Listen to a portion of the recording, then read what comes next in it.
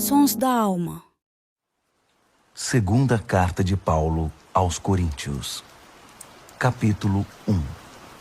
Eu, Paulo, fui enviado pelo Messias, Jesus, numa missão especial, planejada pelo próprio Deus. Escrevo à comunidade de Deus em Corinto e aos cristãos de toda a província da Acaia.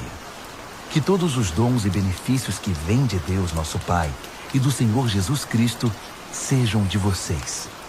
Timóteo, que alguns de vocês conhecem e confiam, está comigo nesta saudação. Todo louvor ao Deus e Pai de nosso Senhor Jesus, o Messias, Pai de toda misericórdia, Deus de toda cura e restauração. Ele está ao nosso lado quando passamos momentos difíceis, e antes que percebamos, Ele nos leva para o lado de alguém que também está sofrendo, para que possamos ajudar aquela pessoa, assim como Ele nos ajudou. Muitas das situações difíceis que enfrentamos são consequências de seguirmos o Messias, mas os bons tempos de seu conforto restaurador compensam em muito o sofrimento. O sofrimento por Jesus traz cura e salvação para vocês. Se somos bem tratados, recebendo ajuda ou uma palavra de encorajamento, isso também coopera para o benefício de vocês, incentivando-os a prosseguir. Os momentos difíceis de vocês são os nossos momentos difíceis. Quando percebemos que estão dispostos a suportar os momentos difíceis e também a desfrutar momentos agradáveis, sabemos que vocês vão conseguir. Amigos, não queremos que vocês continuem sem saber como foi difícil passar pelo que nos aconteceu na província da Ásia. Foi tão difícil que chegamos a pensar que era o fim. Sentíamos como se nos tivessem mandado para o corredor da morte, que para nós tudo estava acabado. Mas quando tudo passou, foi a melhor coisa que nos poderia ter acontecido. Em vez de confiar em nossa força ou em nossa capacidade de nos salvar, fomos forçados a confiar totalmente em Deus. Uma ideia nada má, considerando que Ele é o Deus que ressuscita os mortos. E Ele o fez, resgatando-nos da destruição certa. E Ele fará tudo de novo, nos resgatará quantas vezes forem necessárias. Vocês e suas orações são parte da operação de resgate. Também não quero que vocês fiquem na ignorância sobre a questão. Agora mesmo, posso ver os rostos da comunidade erguidos em louvor pelo livramento que Deus nos deu. Um resgate em que a oração tem um papel fundamental.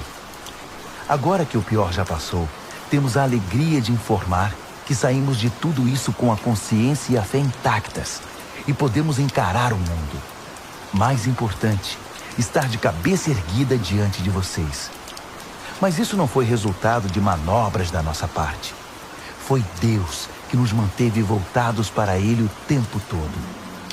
Não tentem ler nas entrelinhas, nem procurem alguma mensagem subliminar na carta. Estamos falando a verdade, de modo claro e sem rodeios, na esperança de que vocês vejam o quadro todo, tão bem como já viram alguns detalhes. Queremos que vocês se orgulhem de nós, tanto quanto nos orgulhamos de vocês, quando estamos juntos perante o Senhor Jesus. Certo da boa acolhida por parte de vocês, eu havia planejado 2 visitas. Passar aí a caminho da província da Macedônia e outra vez na viagem de retorno. Então, poderíamos fazer uma festa de despedida quando vocês me enviassem para a Judéia.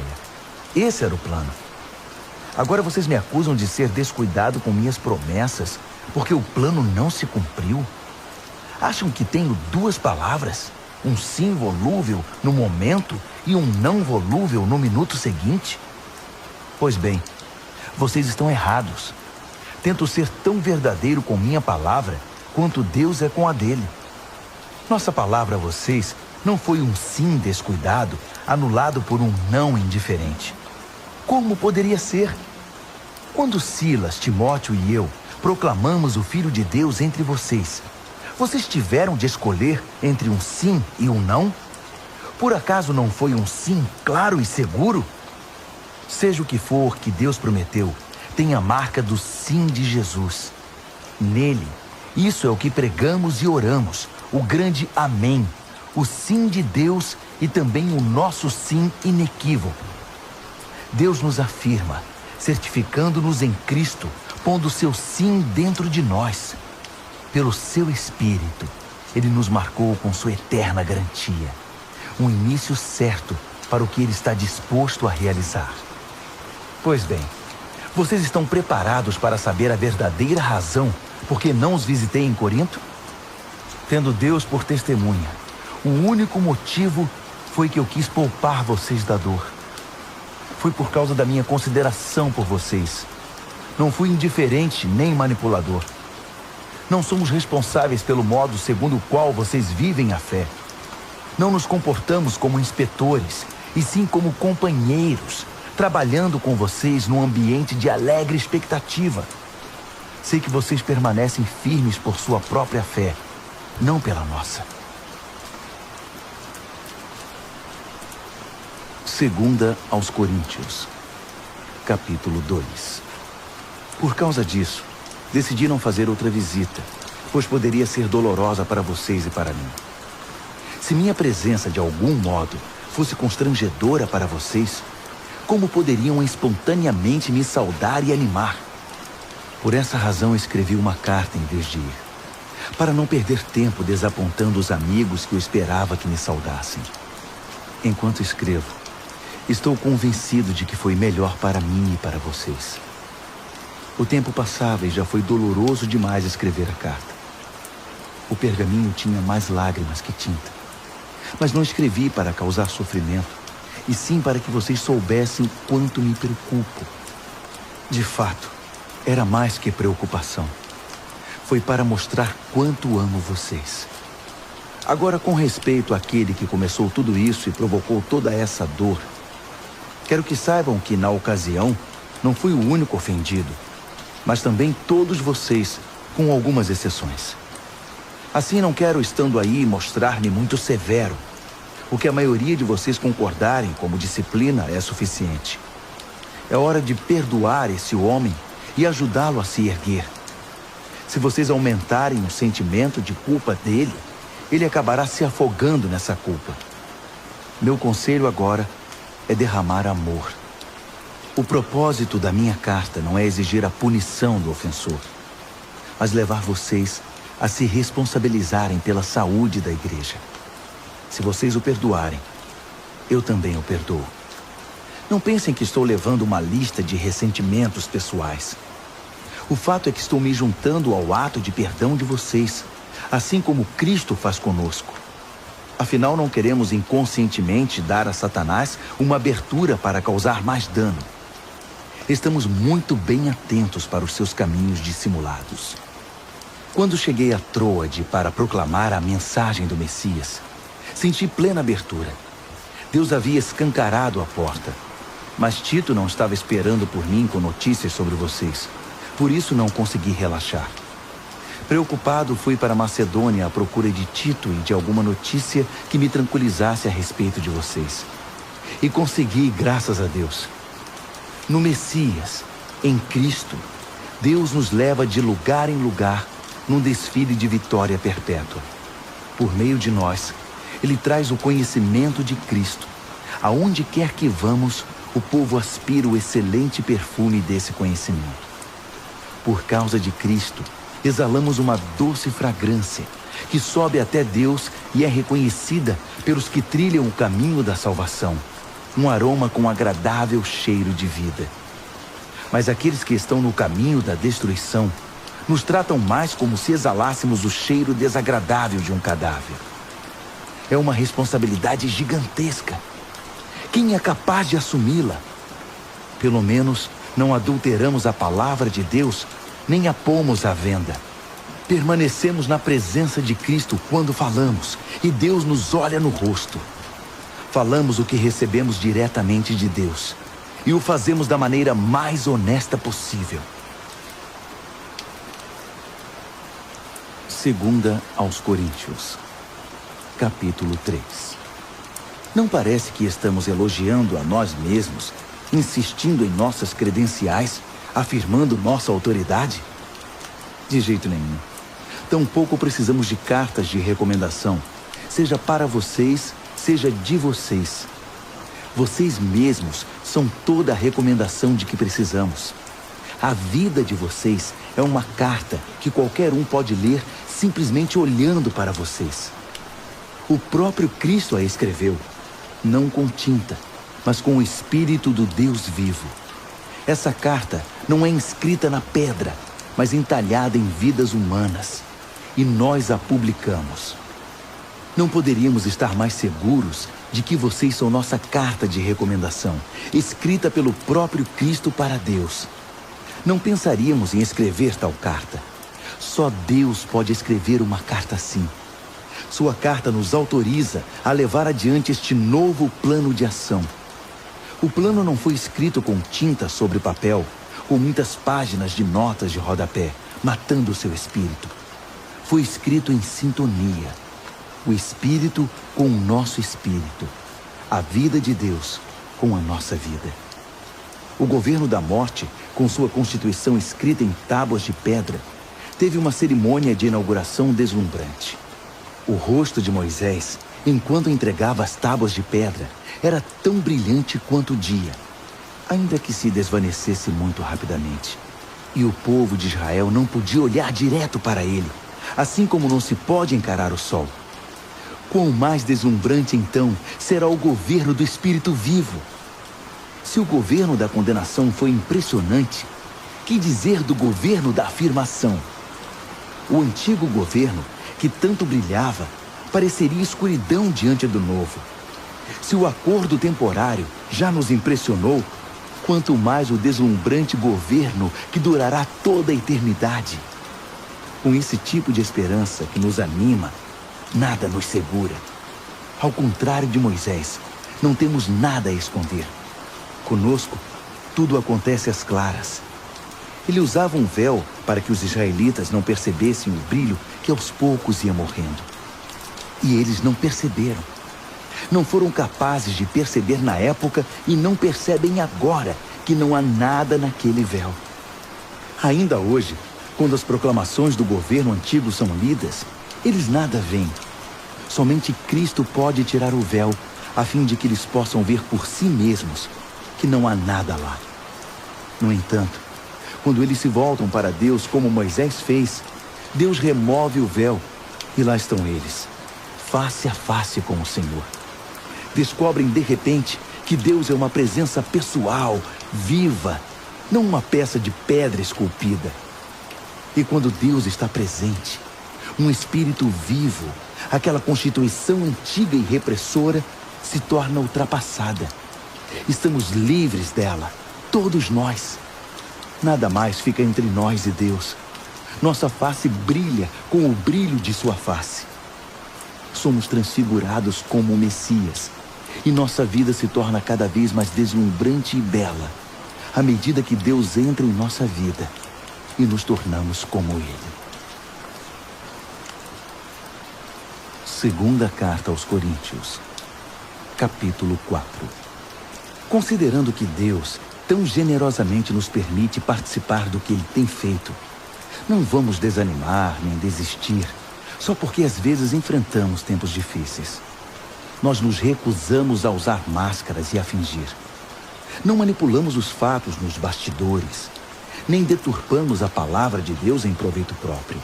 Pelo contrário, sustentamos tudo o que fazemos e falamos toda a verdade às claras, de modo que quem quiser possa ver e julgar por si mesmo na presença de Deus. Se a mensagem parece obscura para alguns, não é porque a escondemos. Não. É porque eles estão vendo ou buscando o caminho errado e se recusam a dar à mensagem a devida atenção. A única coisa que interessa a eles é o Deus das trevas desta época. Pensam que conseguirão dele o que desejam e que não terão que se preocupar em crer na verdade que não podem ver. Eles estão cegos para a deslumbrante luz da aurora da mensagem que resplandece com Cristo e nos permite ver a melhor imagem de Deus, o que eles jamais conseguirão. Lembrem-se de que a mensagem não é sobre nós mesmos. Nós anunciamos Jesus Cristo, o Senhor. Todos nós somos mensageiros, andarilhos de Jesus por causa de vocês. Isso começou quando Deus disse que a luz brilhe nas trevas. E nossa vida ficou cheia de luz quando vimos e compreendemos Deus pela face de Cristo. Tudo belo e deslumbrante. Se olharem apenas para nós, vocês podem perder o brilho. Levamos a mensagem preciosa em vasos de barro, sem adornos, ou seja, em nossa vida. Isso é para impedir que alguém pense que o incomparável poder de Deus nos pertence. Vocês sabem que não temos muita coisa de nós mesmos. Estamos soterrados de problemas, mas não desmoralizados. Não sabemos direito o que fazer, mas sabemos que Deus sabe o que fazer. Estamos espiritualmente aterrorizados, mas Deus não nos abandonou. Caímos, mas não estamos derrotados. O que fizeram a Jesus, fizeram a nós. Julgamento, tortura, zombaria e assassinato. Jesus faz em nós o que fez entre eles. Ele vive. Nossa vida está em constante risco por causa de Jesus, o que faz a vida dele mais evidente em nós. Enquanto enfrentamos o pior, vocês conseguem o melhor. Não há silêncio sobre essa questão em nossa vida. Assim como o salmista escreveu, "Cri, por isso falei." Falamos daquilo em que cremos. E o que cremos é que aquele que ressuscitou o Senhor Jesus também nos ressuscitará e nos levará com vocês. Cada detalhe coopera para o progresso de vocês e para a glória de Deus. Mais e mais graça, mais e mais pessoas, mais e mais louvor. Portanto, não estamos desistindo. Como poderíamos?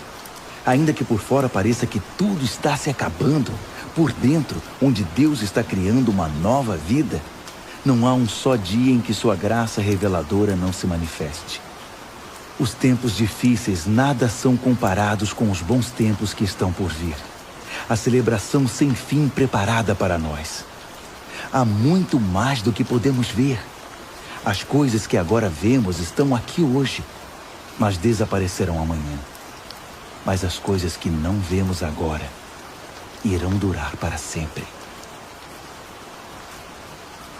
Segunda carta aos Coríntios, capítulo 5. Por exemplo, sabemos que quando o nosso corpo se desfizer, como uma tenda desmontada, será substituído por um corpo de ressurreição no céu, feito por Deus, não por mãos humanas. E nunca mais teremos de montar nossas tendas outra vez. O desejo de mudar às vezes é tanto que choramos de frustração. Em comparação com o que está por vir, a vida aqui se parece com a estada numa cabana caindo aos pedaços. Já estamos cansados disso. O que temos é apenas um vislumbre da verdadeira realidade. Nosso verdadeiro lar, nosso corpo ressuscitado. O Espírito de Deus nos dá uma pitada desse sublime, dando-nos um gostinho do que está por vir. Ele põe um pouco do céu em nosso coração, para que nunca desejemos menos que o céu. É por isso que vivemos alegres. Vocês não ficarão vendo as coisas de cabeça baixa. As circunstâncias desfavoráveis não irão nos abater. Ao contrário, elas apenas nos fazem lembrar do glorioso futuro que nos aguarda mais adiante. É por isso que confiamos naquele que nos mantém caminhando, mesmo que não o vejamos. Acham que uns buracos na estrada ou algumas pedras no caminho irão nos parar? Quando chegar a hora, estaremos prontos para trocar o exílio pelo nosso verdadeiro lar. Mas nem o exílio nem o nosso verdadeiro lar são o que mais importam. Servir a Deus com alegria é o principal e o que desejamos fazer, a despeito das circunstâncias. Cedo ou tarde, todos teremos de ficar frente a frente com Deus, independentemente das nossas condições. Compareceremos à presença de Cristo e receberemos o que plantamos por meio da nossa conduta, boa ou má. Essa expectativa nos manterá vigilantes. Podem estar certos. Não é pouca coisa saber que todos um dia terão de enfrentar um julgamento. Daí a urgência em exortarmos todos a que se preparem para estar na presença de Deus. Só Deus sabe quanto nos dedicamos a isso. Mas espero que vocês percebam quanto nos preocupamos com a questão.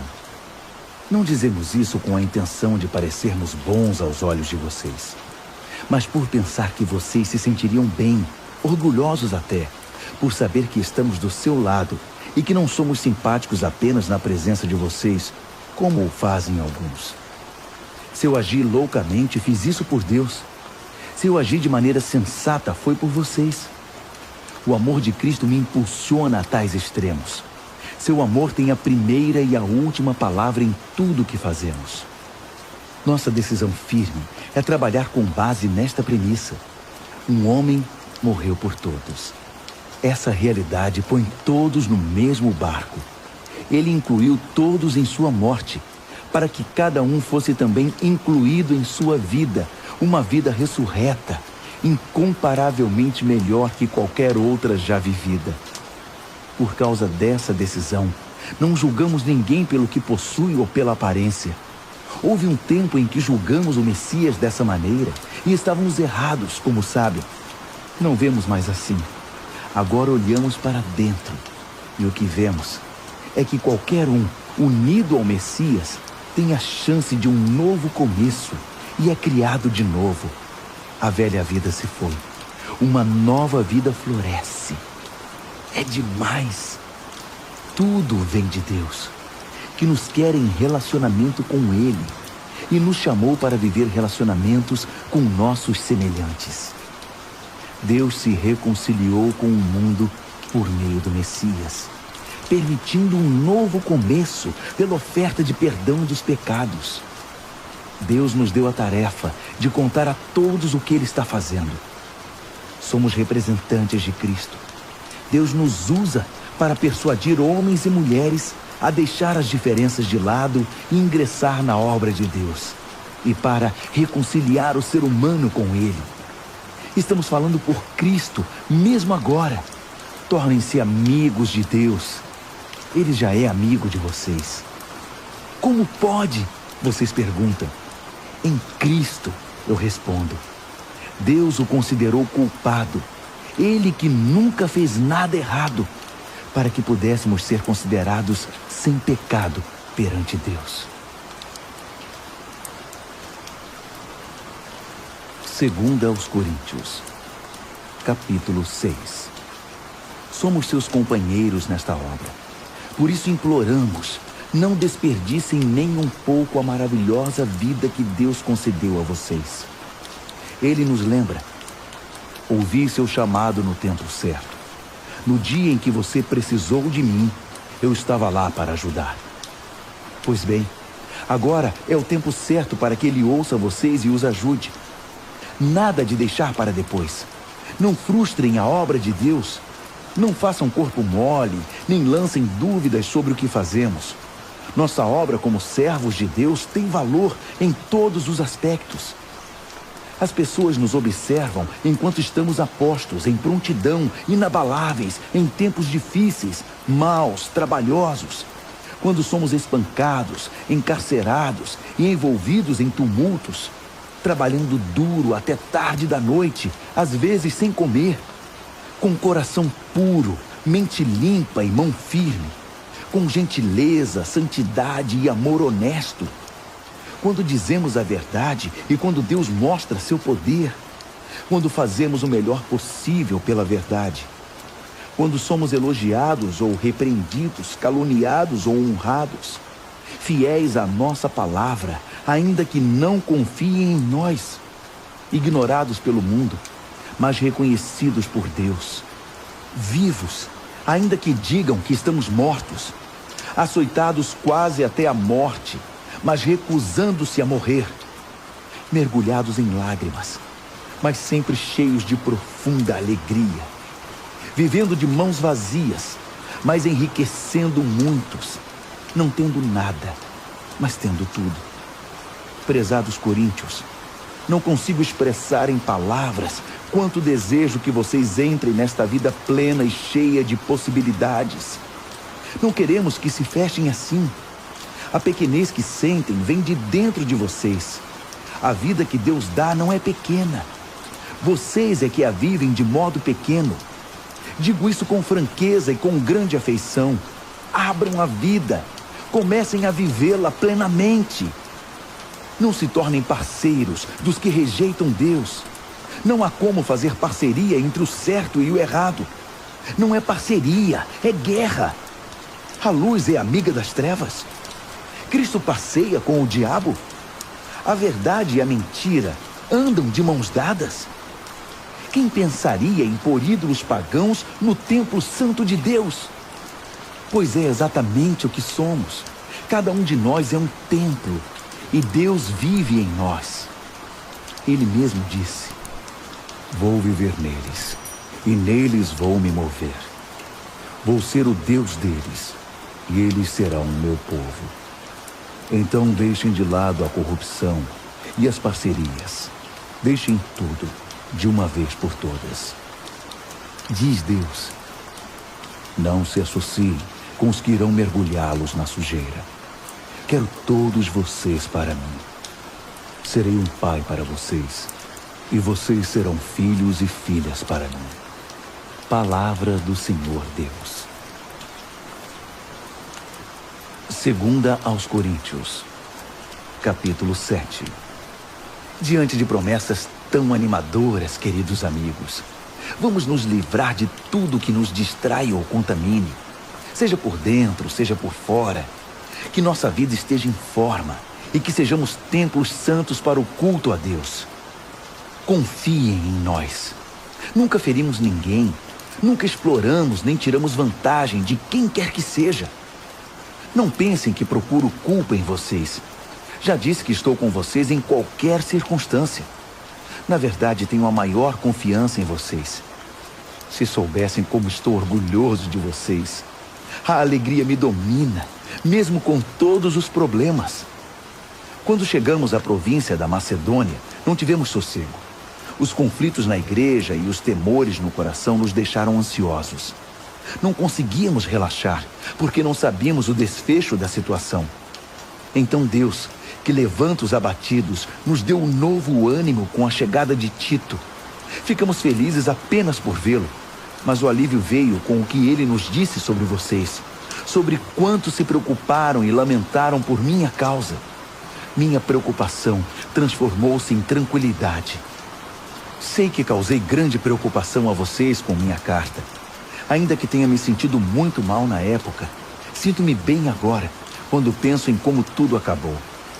A carta aborreceu vocês, mas por pouco tempo. Agora estou contente, não por terem se aborrecido, mas porque foram desafiados a mudar. Vocês permitiram que a tristeza os levasse a Deus, não que os desviasse dele. E saíram ganhando, não perdendo. A tristeza que nos aproxima de Deus age assim. Ela abala nossas estruturas e nos leva de volta ao caminho da salvação. Jamais lamentamos ter experimentado esse tipo de dor. Mas quem permite que a tristeza o desvie de Deus, vive cheio de remorsos que podem levá-lo a um estado terminal. Agora digam-me, não são maravilhosos os caminhos que a tristeza toma para nos aproximar de Deus? Vocês estão mais vivos, mais cuidadosos, mais sensíveis, mais reverentes, mais humanos, mais apaixonados, mais responsáveis. Por qualquer ângulo, o resultado foi maior pureza de coração. Era isso que eu estava esperando quando escrevi a carta. Minha maior preocupação não era com aquele que agiu errado, mas com vocês. Eu queria que vocês compreendessem e agissem de acordo com os profundos laços que nos unem diante de Deus. Foi o que aconteceu, e nos sentimos muito bem com isso. Então, quando vimos como Tito se sentiu, seu entusiasmo com a resposta de vocês, nossa alegria dobrou. Foi maravilhoso vê-lo tão animado e reconfortado por causa do que vocês fizeram. Se eu contasse a ele como penso que vocês são bondosos, vocês não teriam afastado aquele que fez o mal. Mas enquanto tudo se resolvia, procurei me conter. Tito viu por si mesmo que tudo o que eu dissera a respeito de vocês era verdade. Ele não parava de falar sobre isso, repetindo o relato da sua pronta obediência e da elogiável hospitalidade de vocês. Ele ficou impressionado com tudo. e eu não poderia estar mais satisfeito. Tenho muito orgulho de todos.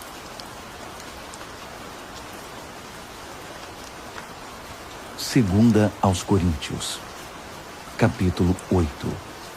Agora, amigos, quero comentar sobre os surpreendentes e generosos meios pelos quais Deus está trabalhando nas igrejas da província da Macedônia.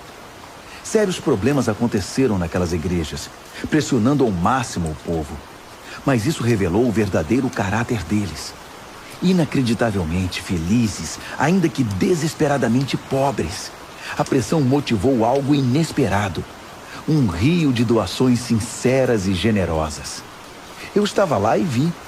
Eles contribuíam com tudo o que podiam, além das possibilidades deles, eu diria. Ajudar os cristãos pobres era um privilégio do qual não queriam abrir mão. Foi tudo espontâneo, tudo ideia deles. Fomos apanhados desprevenidos. A explicação é que eles, antes de tudo, se entregaram sem reservas a Deus e a nós. A outra oferta simplesmente fluiu dos propósitos de Deus, que trabalhava na vida de cada um. Foi por isso que eles nos convenceram a pedir a Tito que trouxesse a oferta para vocês, para que aquilo que começou tão bem pudesse ser concluído. Vocês já fazem bem muitas coisas. Confiam em Deus, são articulados, criteriosos, apaixonados e nos amam. Agora, nessa questão, espero que também façam o melhor. Não estou tentando dar ordens contra a vontade de vocês. Apresento o entusiasmo dos macedônios como um estímulo ao amor que há em vocês, na esperança de extrair o melhor de cada um. Vocês conhecem a graça generosa do Senhor Jesus Cristo. Ele era rico, mas deu tudo por nós. Tornou-se pobre para que nós nos tornássemos ricos. Na minha opinião, o melhor que vocês podem fazer agora é concluir o que começaram no passado, para não deixar que boas intenções deem em nada. O coração de vocês está no lugar certo.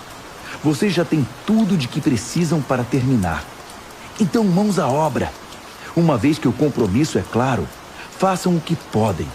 O coração orienta as mãos. Não estou querendo que se cansem enquanto os outros descansam. Nada disso. Vocês estão ombro a ombro com eles o tempo todo. O excesso de vocês supre a falta deles.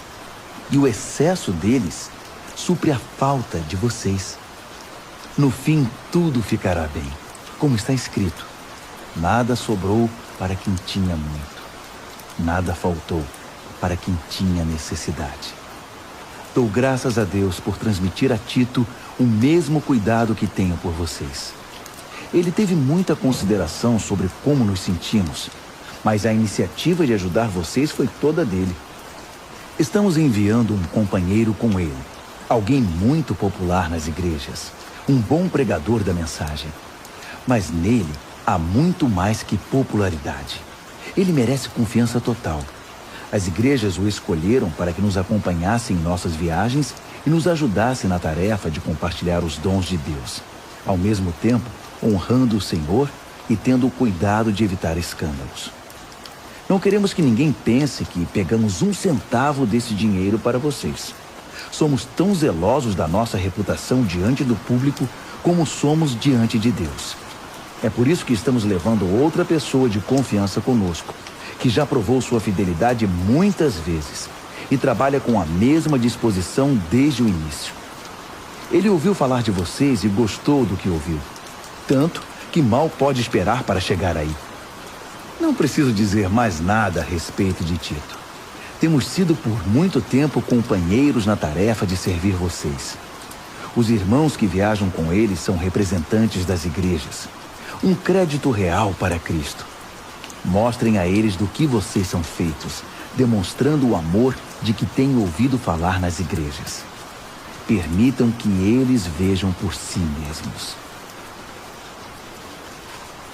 Segunda aos Coríntios, capítulo 9.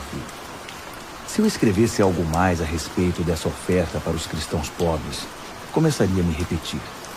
Sei que vocês estão apostos e prontos para o que der e vier.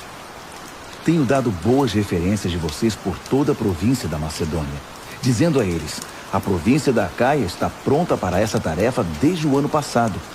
E o entusiasmo de vocês contagiou muita gente. Agora estou enviando esses irmãos para me certificar de que vocês estão preparados, como eu disse que estariam, para mostrar que não é à toa que tenho orgulho de vocês. Se eu e os macedônios descobrirmos que vocês não estão preparados, será vergonhoso para todos, para mim e para vocês. Nosso testemunho teria sido puro ufanismo. Por isso, para ter certeza de que não haverá nenhum erro, recrutei esses irmãos para que antes da minha chegada preparassem vocês e a oferta prometida. Tirem todo o tempo de que precisarem para que tudo seja feito de modo apropriado. Não quero nada forçado nem correrias de última hora. Lembrem-se de que o lavrador mesquinho só consegue colheita pobre.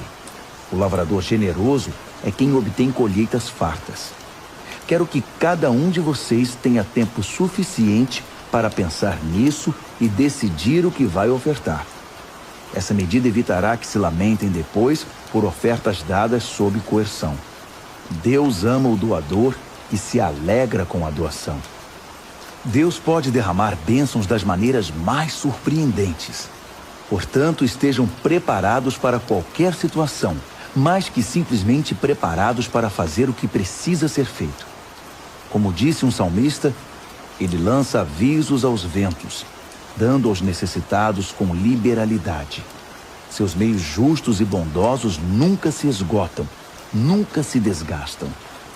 O Deus generoso que dá a semente ao lavrador, a qual se transforma em pão e chega à mesa de vocês, é mais que exagerado em abençoá-los. O que ele dá, vocês podem passar adiante. Isso cresce em vidas amadurecidas, fortes em Deus, ricas em todos os sentidos. Assim, vocês podem ser generosos em todos os sentidos e louvar a Deus conosco. Levar adiante essa obra de ação social envolve bem mais que saciar as necessidades básicas dos cristãos pobres. É um gesto que produz numerosas ações de graças a Deus. É um estímulo para que vocês vivam o melhor que puderem, demonstrando gratidão a Deus pela obediência ao significado pleno da mensagem. Vocês mostram gratidão com ofertas generosas aos irmãos em necessidade e assim se mostram gratos diante do mundo. Enquanto isso, por terem sido contemplados com a riqueza de Deus, a reação deles será orar por vocês, intercedendo de maneira apaixonada por qualquer necessidade que vocês tenham. Agradeçam a Deus pela oportunidade. Nenhuma língua é capaz de expressar os reais benefícios desse dom. Segunda aos Coríntios, capítulo 10. E agora um assunto pessoal, mais urgente. Escrevo na disposição gentil, porém firme de Cristo. Ouvi comentários a meu respeito de que sou subserviente e fraco quando estou com vocês, mas rude e exigente quando escrevo. Por favor, não me obriguem a ser rígido quando estiver com vocês. Não pensem que vou hesitar um só minuto em me opor aos que me consideram oportunistas sem princípios. Eu os farei calar a boca. O mundo é sem princípios.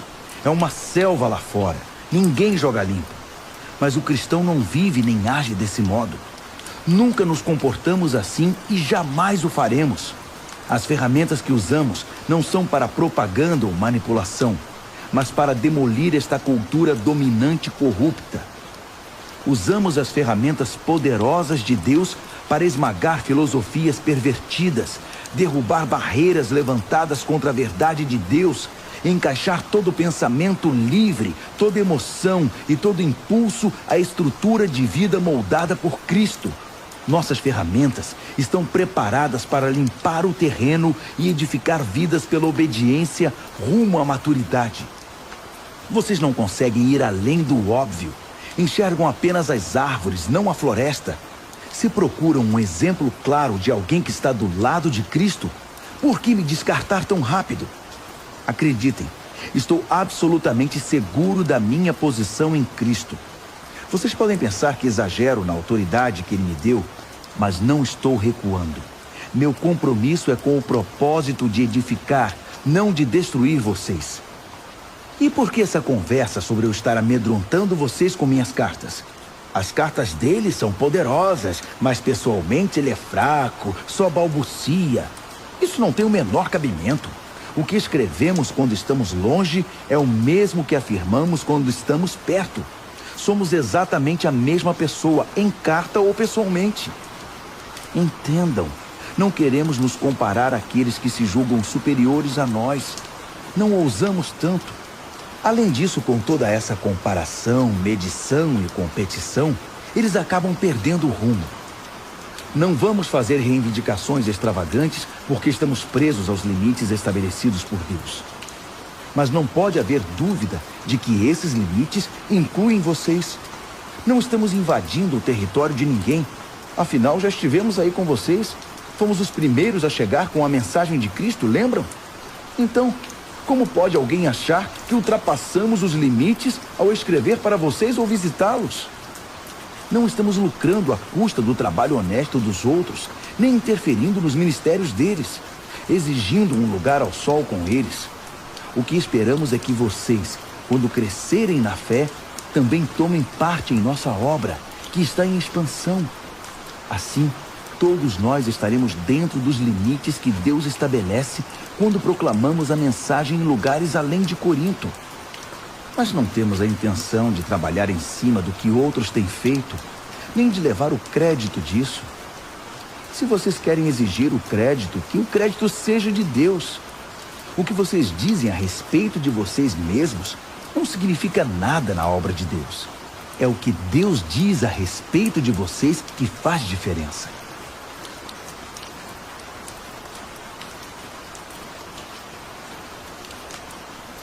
Segunda aos Coríntios, capítulo 11. Podem me aguentar mais um pouco? Por favor, tenham paciência comigo.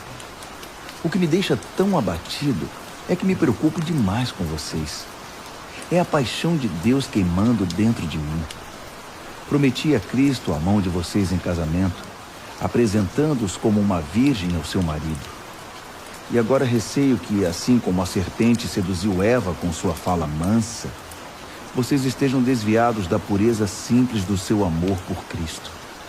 Tenho a impressão de que se alguém aparecer pregando um Jesus diferente do que nós pregamos, em espírito e em mensagem, vocês irão aceitá-lo sem problemas.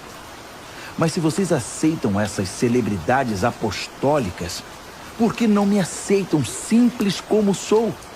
Sou tão digno quanto eles. É verdade que não domino a técnica daquela eloquência suave que tanto impressiona vocês. Mas quando abro a boca, pelo menos sei do que estou falando.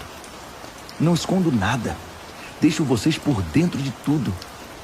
Será que cometi um erro ao proclamar a mensagem de Deus a vocês sem pedir algo em troca? Ao servir vocês sem nenhum custo, para que não se sentissem pressionados por mim? Com as outras igrejas foi diferente, pois elas me pagaram. Tudo para que vocês me tivessem de graça. Nem mesmo quando vivi entre vocês, alguém precisou mover um dedo para me ajudar. Minhas necessidades eram todas supridas pelos cristãos da Macedônia.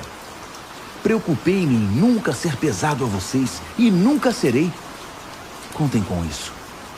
Cristo é minha testemunha de que isso é questão de honra para mim. E sobre isso não vou me calar para proteger vocês do que os outros vão pensar. Não é que eu não ame vocês. Deus sabe que amo. Estou apenas tentando pôr as coisas em pratos limpos. Não estou mudando de opinião. Prefiro morrer a pegar o dinheiro de vocês. Não dou motivo a ninguém para dizer que sou como aqueles pregadores, narcisistas e ávidos por dinheiro. Eles são um bando de infelizes, pseudo-apóstolos, pregadores de mentira, corruptos. Fazem pose de agentes de Cristo, mas são falsos até a raiz. E não é de admirar. Satanás faz isso o tempo todo, disfarçando-se de anjo de luz. De modo que não devemos ficar espantados quando seus servos se apresentam disfarçados de servos de Deus, mas não vão conseguir nada. No fim, pagarão caro por isso. Permitam-me voltar ao ponto de partida. E usem isso contra mim se me passo por tolo. Ou, se preferirem, apenas aceitem que sou um tolo e me permitam falar como tal. Não aprendi a falar assim com Cristo. Não. É um mau hábito que aprendi desses pregadores que fazem tudo para agradar os outros, tão em moda hoje em dia.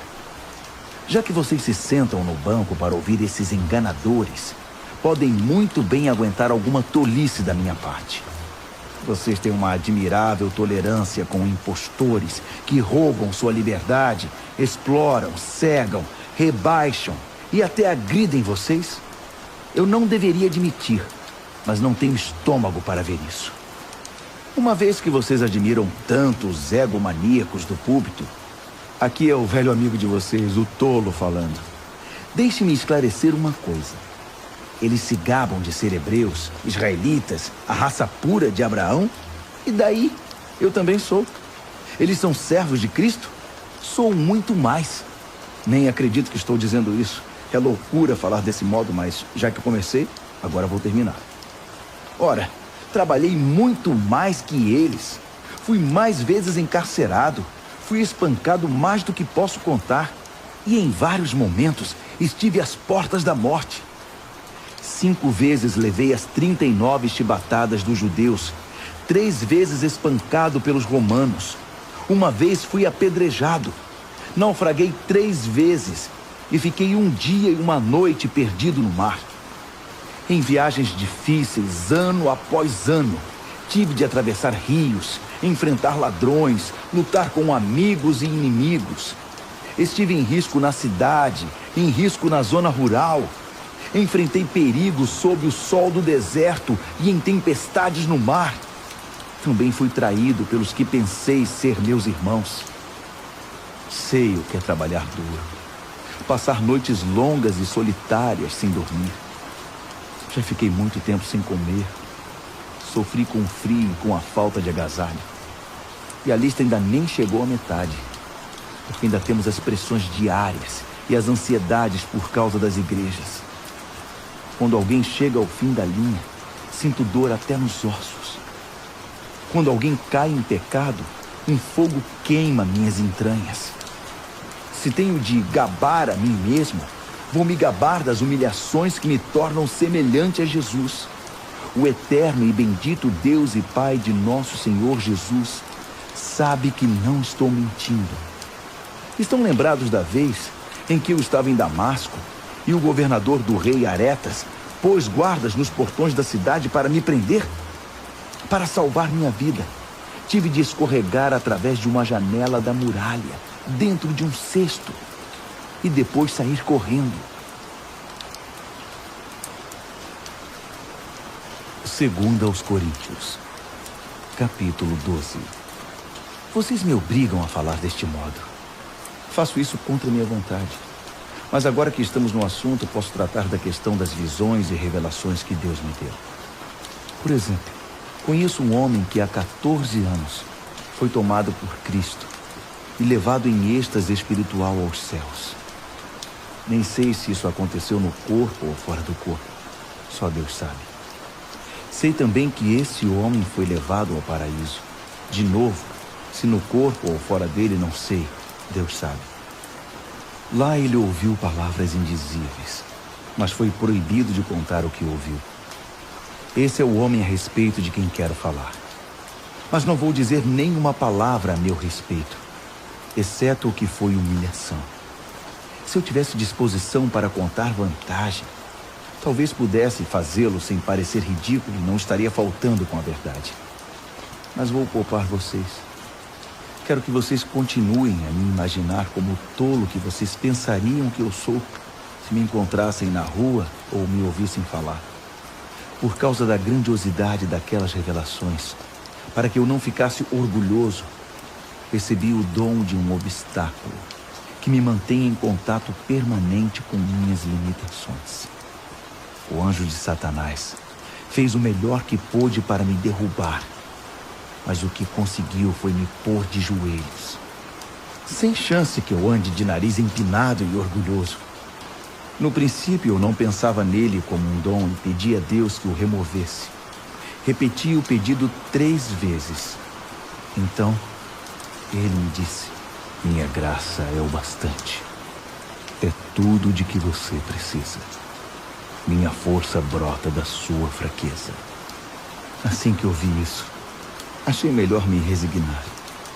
Desisti de ficar pensando na limitação e comecei a apreciar o dom. Foi uma oportunidade para que a força de Cristo trabalhasse na minha fraqueza. Agora enfrento com alegria essas limitações, com tudo que me torna pequeno. Abusos, acidentes, oposição, problemas. Simplesmente permito que Cristo assuma o controle.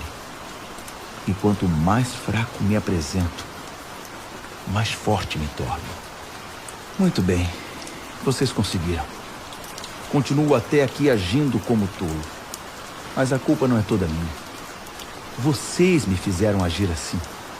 Vocês é que deveriam ter falado bem de mim e me recomendado, em vez de eu ter de fazê-lo, pois sabem por experiência própria que, embora eu não seja ninguém, seja um nada, não posso ser relegado à segunda classe, comparado com aquelas celebridades apostólicas que vocês bem conhecem. Todos os sinais que marcam o apostolado verdadeiro eram evidentes quando eu estava com vocês em tempos bons e maus. Sinais de milagres, sinais de maravilhas, sinais de poder. Vocês receberam menos de mim ou de Deus que as outras igrejas? A única coisa que vocês receberam menos de mim foi responsabilidade com o meu sustento. Pois bem, sinto muito. Perdoe-me por despojar vocês. Tudo está preparado agora para minha terceira visita a vocês. Mas não se preocupem com isso. Vocês não precisam se sacrificar. Não serei um peso para vocês desta vez, mais do que fui em outras visitas. Não tenho interesse no que vocês têm, só em vocês. Os filhos não têm de se preocupar com os pais. Os pais é que se preocupam com os filhos. Eu ficaria feliz em esvaziar os bolsos, ou até mesmo em hipotecar minha vida para o bem de vocês. Assim, porque quanto mais amo vocês, menos sou amado. E porque continuo a dar importância a essas fofocas sobre eu ter usado meu autossustento como forma de culpar vocês? Onde está a prova disso? Alguma vez os enganei ou usei alguém para iludir vocês? Pedi a Tito que os visitasse e levasse alguns irmãos consigo. Por acaso eles agiram de má fé com vocês? E acima de tudo, não temos sido sempre sinceros e honestos? Não pensem que estou aqui me defendendo perante vocês. Vocês não são júri. Deus revelado em Cristo é o júri, e apresentamos perante Ele nosso caso. E tudo que temos suportado é com a intenção de não ficar no caminho de vocês, nem atrapalhar seu crescimento. Tenho receio, admito, de que quando for me desaponte com vocês e também os desaponte. A frustração mútua deixará tudo em cacos. Brigas, invejas, ânimos exaltados, partidarismo, palavras ofensivas, denúncias, gente nervosa e confusão generalizada. Não espero ser humilhado de novo por Deus quando estiver com vocês, para que não tenha de derramar lágrimas por uma multidão que insiste nos velhos caminhos, pecando cada vez mais e se recusando a abandonar o lamaçal da maldade, do descontrole sexual e da indecência em que está mergulhada. 2 aos Coríntios, capítulo 13. Muito bem, minha terceira visita está chegando. Lembram-se daquele texto das Escrituras? Uma questão é definida com o depoimento de 2 ou 3 testemunhas. Por ocasião da minha segunda visita, avisei aquele grupo que permanece enredado nos velhos pecados que quando eu voltasse, não seria tolerante com eles. Agora, em preparação para a terceira visita, repito a advertência, mesmo estando longe. Se vocês não tiverem mudado de vida até eu chegar aí, cuidado. Vocês que exigiram provas que Cristo fala por meu intermédio, irão receber mais do que pretendiam. Vão receber a plena força de Cristo. Não pensem que não vão. Ele era só fraqueza e humilhação quando foi morto na cruz, mas agora está vivo na poderosa força de Deus. Estávamos desprevenidos quando fomos humilhados entre vocês, mas da próxima vez que nos encontrarmos, estaremos vivos em Cristo e fortalecidos por Deus. Testem-se para saber se estão firmes na fé. Não se enganem, pensando que tudo está garantido. Criem o hábito do autoexame. Vocês precisam de evidências de primeira mão, não apenas de ouvir dizer que Jesus Cristo está em vocês. Façam o teste. Se o resultado não for bom, tomem alguma providência. Espero que o teste não demonstre que falhamos. Mas se for esse o resultado, é preferível que o teste demonstre nossa fraqueza, não a de vocês. Estamos buscando a verdade que faça vitoriosos todos nós. Não poderia ser de outro modo. Reconhecemos nossas limitações, mas também as celebramos e continuamos a celebrar cada vitória, cada triunfo da verdade em vocês. Oramos intensamente para que tudo isso aconteça na vida de vocês. Estou escrevendo assim agora, para que quando eu for, não tenha de tocar mais nesse assunto. A autoridade que o Senhor me deu é para juntar o povo, não para dividi-lo. Espero que tudo se resolva, para eu não precisar perder tempo com repreensões quando estiver aí. É isso, meus amigos. Sejam alegres. Mantenham tudo em boas condições. Sejam animados. Tenham harmonia de pensamento. Sejam agradáveis. Façam tudo isso. E o Deus de amor e paz estará sempre com vocês. Cumprimentem uns aos outros com um abraço santo. Todos os irmãos e irmãs que estão aqui enviam saudações. A maravilhosa graça do Senhor Jesus Cristo, o grande amor de Deus e a amizade profunda do Espírito Santo sejam com todos vocês.